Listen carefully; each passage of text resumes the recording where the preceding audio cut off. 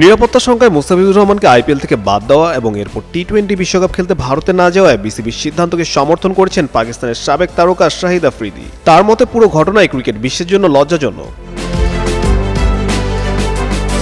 মুস্তাফিজকে IPL থেকে সরিয়ে দেওয়ার পর বাংলাদেশ ক্রিকেট বোর্ড আইসিসির কাছে বিশ্বকাপের জন্য বিকল্প ভেন্যুর আবেদন করেছে। আফ্রিদি মনে করেন এই সিদ্ধান্ত একেবারেই যৌক্তিক। তার ভাষায় ভারত ক্রিকেটের টাকার দাপট দেখাচ্ছে এবং সবকিছু তারাই নিয়ন্ত্রণ করছে এমন বার্তাই যাচ্ছে বিশ্বজুড়ে। আফ্রিদি বলেন, ভারতই যেন সব শুরু করে এবং শেষও করে। এই পরিস্থিতিতে বাংলাদেশ যে অবস্থান নিয়েছে সেটাকে তিনি সঠিক বলে মনে করেন। তবে আইসিসিকে শুধু ভারতের সংগঠন হিসেবে দেখতেও রাজি নন তিনি। আইসিসির বর্তমান সভাপতি ভারতীয় হওয়ায় সংস্থাটিতে ভারতের প্রভাব নিয়ে প্রশ্ন থাকলেও আফ্রিদির মতে আইসিসিতে এখনো ভালো চিন্তাধারার মানুষ আছেন। তবে ক্রিকেটকে এগিয়ে নিতে হলে ভারতের দিকে অতিরিক্ত ঝুঁকে থাকার প্রবণতা কমাতে হবে বলে মন্তব্যও করেন তিনি।